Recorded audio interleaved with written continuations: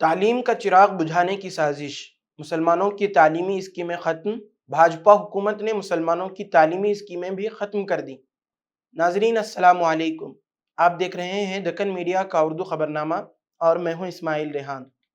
ملک بھر میں وقف قانون کے خلاف احتجاج کی آگ دہک رہی ہے۔ مساجد، درگاہیں، قبرستان اور امام بارگاہیں اب سرکاری قہر کے نشانے پر ہیں۔ مسلمانوں کے گھروں پر بلڈوزر اب بھی دھڑلے سے چڑھ دوڑتے ہیں، چاہے عدالتوں کے حکم نامے کچھ بھی کہتے ہوں۔ ہر روز کوئی نہ کوئی گھر، کوئی نہ کوئی مسجد مٹی میں ملا دی جاتی ہے۔ اور اب اس مہم میں ایک اور حملہ جوڑا گیا ہے، تعلیم کا چراغ بجھانے کی سوچی سمجھی سازش۔ مسلمانوں کی تعلیمی پسماندگی ایک دیرینہ حقیقت ہے، جس کی نشاندہی خود سرکاری رپورٹس، خاص طور پر سچر کمیٹی کی رپورٹ کر چکی ہیں۔ مگر جن اسکیموں نے کسی حد تک اس اندھیرے میں روشنی کی کرن پیدا کی تھی، انہیں بھی اب بے دردی سے مٹا دیا گیا ہے۔ ایم فل اور پی ایچ ڈی کرنے والے مسلم طلباء کے لیے قائم مولانا آزاد نیشنل فیلوشپ بند کر دی گئی۔ پہلی سے 10ویں جماعت تک دی جانے والی پری میٹرک اسکالرشپ کو محدود کر کے صرف 9ویں اور 10ویں تک کر دیا گیا۔ پڑھو پردیس اسکیم، جس نے اقلیتی طلباء کو بیرون ملک تعلیم کے خواب دکھائے تھے، یکسر ختم کر دی گئی۔ مولانا آزاد ایجوکیشن فاؤنڈیشن، جو مسلم بچیوں کی تعلیم میں ریڑھ کی ہڈی کا کام کر رہی تھی، تحلیل کر دی گئی۔ مدرسوں کے لیے دی جانے والی مالی مدد پر بھی تیشہ چلا دیا گیا۔ یہ صرف اسکیموں کا خاتمہ نہیں ہے، یہ ایک پورے طبقے کو شعور اور ترقی کے حق سے محروم کرنے کی گھناؤنی تدبیر ہے۔ آج اگر بچے اسکول چھوڑنے پر مجبور ہو رہے ہیں، اگر ریسرچ کے میدانوں میں مسلم نوجوانوں کی نمائندگی گھٹ رہی ہے، اگر مسلم لڑکیوں کا تعلیمی سفر ادھورا رہ جا رہا ہے، تو یہ سب اچانک نہیں ہو رہا، بلکہ ایک سوچے سمجھے منصوبے کا نتیجہ ہے۔ اب وقت ہے کہ مسلمان خاموش تماشائی بنے رہنے کے بجائے عملی اقدامات کریں۔ زکوٰۃ اور خیرات کا رخ تعلیمی اداروں کی طرف موڑیں۔ ہر محلے میں عصری اور دینی تعلیم کے مراکز قائم کریں۔ اپنے بچوں میں تعلیم کے تعلق سے جنون اور شعور پیدا کریں۔ سیاسی سطح پر ایسے نمائندے منتخب کریں جو تعلیم کو اپنی پہلی ترجیح بنائیں، اور سب سے بڑھ کر اس نکتے کو دل و دماغ میں نقش کر لیں کہ تعلیم صرف ہمارا حق نہیں بلکہ دینی فریضہ ہے۔ یاد رکھیں، اگر آج ہم نے اپنے بچوں کے ہاتھوں میں قلم نہ دیا تو کل وہ بے بسی کے آنسو بہانے پر مجبور ہوں گے۔ آج ایک چراغ بجھا ہے، لیکن اگر ہم چاہیں تو ہزاروں چراغ جل سکتے ہیں۔ ہمیں مایوسی کے اندھیروں میں کھو جانے کے بجائے امید کی شمع روشن کرنا ہے اور اپنا جہاں خود تعمیر کرنا ہے۔ اب آئیے بڑھتے ہیں دوسری خبر کی جانب۔ دھارواڑ کے قلب میں واقع بیری لنگیشورا مندر کے وسیع احاطے میں ایک تاریخ ساز اجتماع منعقد ہوا، جہاں ملک گیر سطح کے قائدین، کارکنان اور بیدار شہریوں نے ہندوستان کے دستور کے تحفظ کے لیے پرجوش صدا بلند کی۔ یہ اجتماع اڈلو، کرناٹک اور اس سے وابستہ ترقی پسند تنظیموں کے زیر اہتمام منعقد ہوا، جس میں تحفظ دستور فورس کے قیام کا اعلان کیا گیا، جس کا مقصد ملک گیر سطح پر دستوری اقدار کا دفاع کرنا ہے۔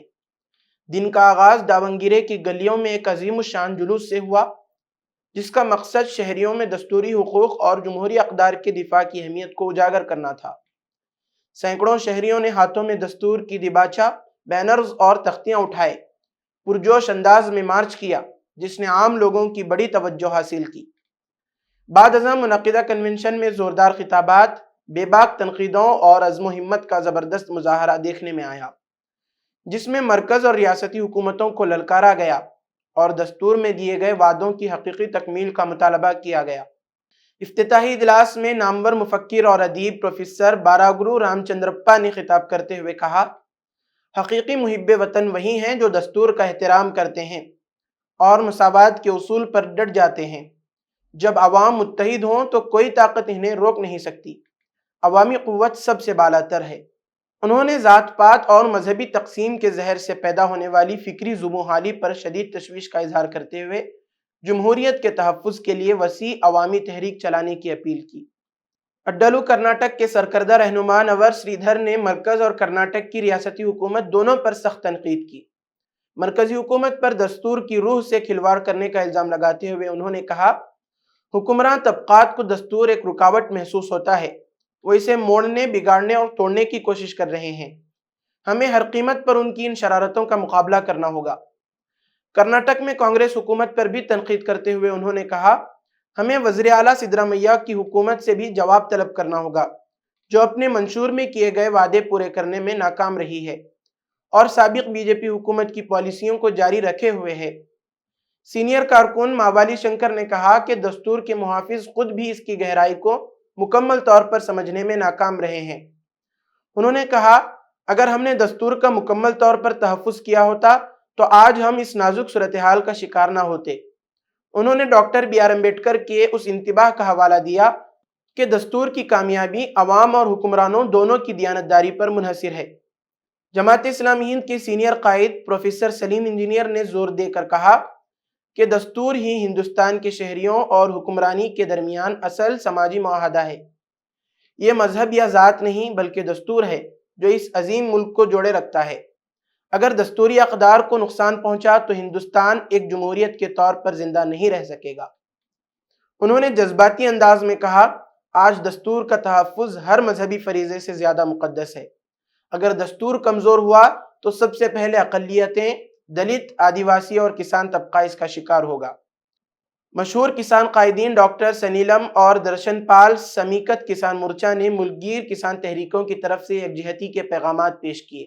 ڈاکٹر سنیلم نے کسانوں کی تحریک کے دوران دستور کے کردار پر روشنی ڈالتے ہوئے کہا، ہر گھر میں دستور کا دیباچہ موجود ہونا چاہیے اور اسے ہر مقدس متن سے بڑھ کر محترم جانا چاہیے۔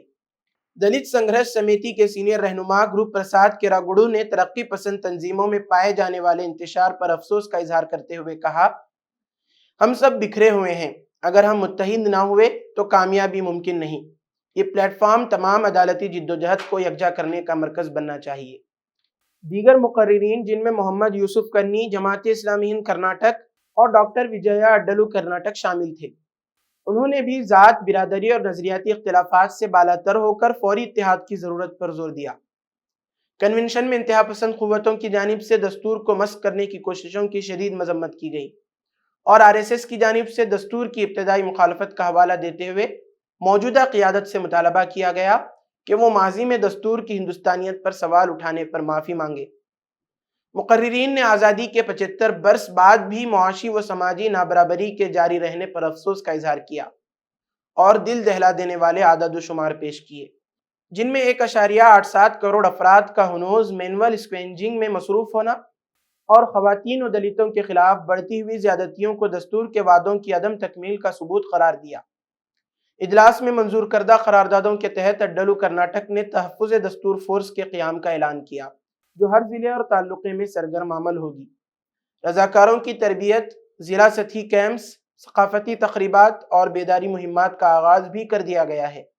سیاسی تجزیہ کار اور سابق حکومتی مشیر پرکالا پربھاکر نے کنونشن کی روح کا خلاصہ کرتے ہوئے کہا، گزشتہ 100 سال سے کچھ طاقتیں دستور کے خلاف کام کر رہی ہیں، لیکن آج یہاں عوامی طاقت دیکھ کر میرے سارے خدشات دور ہو گئے ہیں۔ دستور کے دفاع کے لیے ایک متحد فوج ابھر چکی ہے۔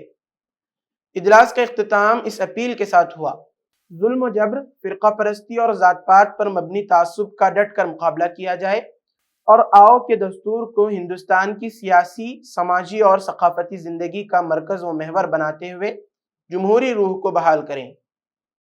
ہوٹوں سے ہو کر جو دل تک جائے، ذائقے سے جس کے سب کا جی للچائے ہے، اگر یہ ممکن کوالٹی کے ساتھ فینسی آئس کریم کی ہو پھر کیا بات۔ اپنی ریمارکیبل سکسیس کو نظر میں رکھتے ہوئے اب فینسی آئس کریم نے پہلی بار شہر حیدرآباد میں کچھ نیا کرنے کی ٹھانی ہے، یعنی کوالٹی، کوانٹیٹی اور ویرائٹی کا زبردست کمبینیشن، وہ بھی انتہائی کفایتی داموں پر۔ آئس کریمز کے ایسے ریٹس جو شاید ہی کوئی پارلر پر دستیاب ہو، بہترین ایمبینس کے ساتھ فیملی سیکشنز بھی اویلیبل ہیں۔ ہمارا مقصد کسٹمر سیٹسفیکشن، ہر قسم کی پارٹی کے آرڈرز کے لیے بے حد مفید، اور کیوں نہ ہو ہمارا پروڈکٹ ISO سرٹیفائڈ جو ٹھہرا۔ You can find our parlours at Yakutpura, Dilsukhnagar, Fateh Darwaza and Mehdipatnam. Fancy ice cream Hyderabad.